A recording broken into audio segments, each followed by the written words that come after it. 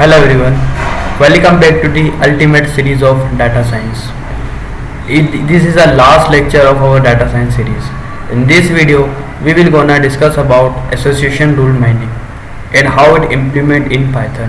So, association rule mining uncover hidden relationship in data and gain valuable insights from a real world scenarios. So, association rule mining is identify the hidden relationship in given data set and provides a valuable insights from a real world scenarios. So without any further delay, let's move. What is association rule mining?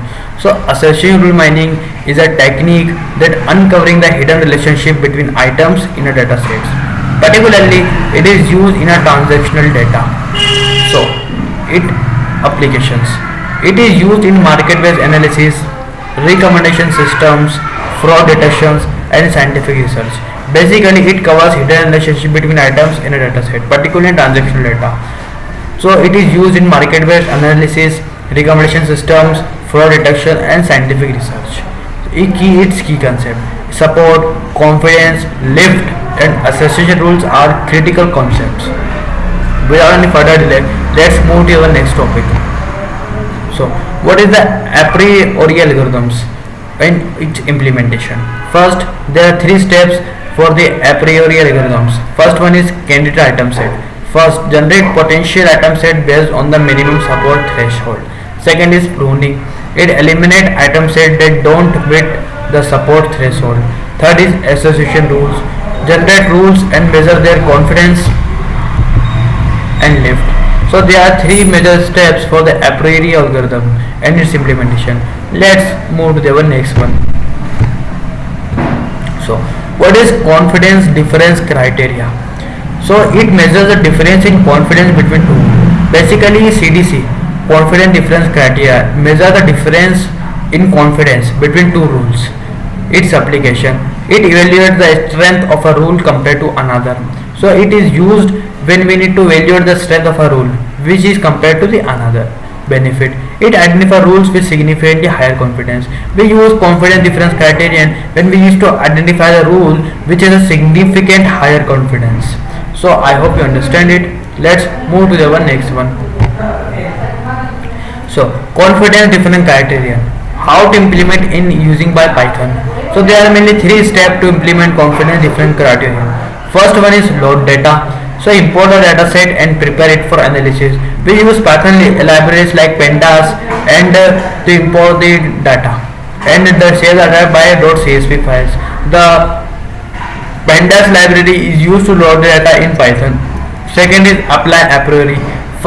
We need to apply the a priori algorithms by generating frequent item set using the a priori algorithm. Third one is calculate confidence difference. So compute the difference in confidence between two rules. There are three major steps for implementing the confidence difference criteria by using Python. Let's move to the next one. So confidence quotient criterion, its definition application. So definition, it measures the ratio of confidence between two rules. So basically confidence quotient criterion is used when we need to measure the ratio of confidence between the two rules. Its application, it compares the relative strength of two association rules. So it is used when we need to compare the relative strength of two association rules. Its benefit, it identifies rules with significantly higher relative confidence. So it is used when we need to identify rules which has significant higher relative confidence. Relative confidence, yes. Let's move to the next one.